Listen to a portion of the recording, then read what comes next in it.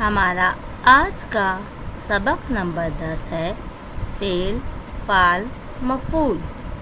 اس میں ہم نمبر 1 اس کی تعریف پڑھیں گے، نمبر 2 اس کی وضاحت کی جائے گی، نمبر 3 ان کا جملوں میں استعمال سیکھیں گے۔ فعل، فعل، مفعول۔ ہر جملے میں پہلے کام کرنے والا، پھر جس پر کام کیا جائے اور آخر میں کام کا ذکر آتا ہے۔ جملے میں الفاظ کی ترتیب دیکھیے۔ ساجد نے گیند اچھالی۔ کام کرنے والا فعل کہلاتا ہے، جس پر کام کیا جائے وہ مفعول کہلاتا ہے، جو کام کیا جائے وہ فعل کہلاتا ہے۔ اس جملے میں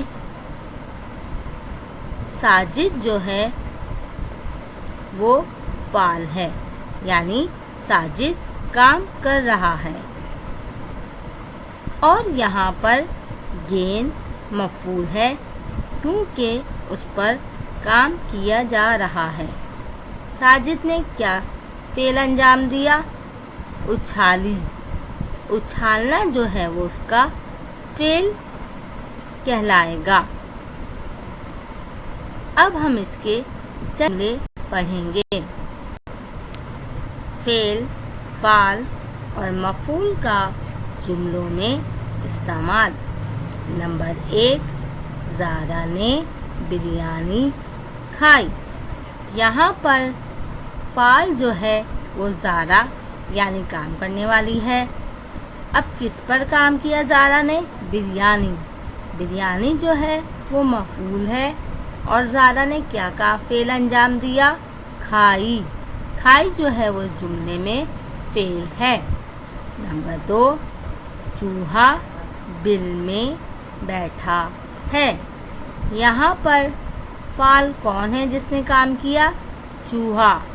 وہ کیا یہاں پر مفعول کیا ہے؟ بل۔ اور کیا کام ہو رہا ہے؟ فعل انجام دیا جا رہا ہے؟ بیٹھا۔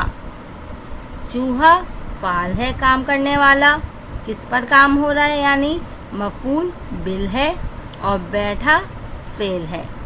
نمبر 3، بابا نے دروازہ کھولا۔ اب یہاں پر فعل کون ہے؟ کس نے کام کیا؟ بابا نے۔ اور کس پہ کام کیا؟ یعنی مفعول کیا ہے؟ دروازہ۔ اور یہاں پر کون سا فعل انجام دیا جا رہا ہے؟ کھولا۔ بابا فعل ہے، دروازہ مفعول ہے، کھولا فعل ہے۔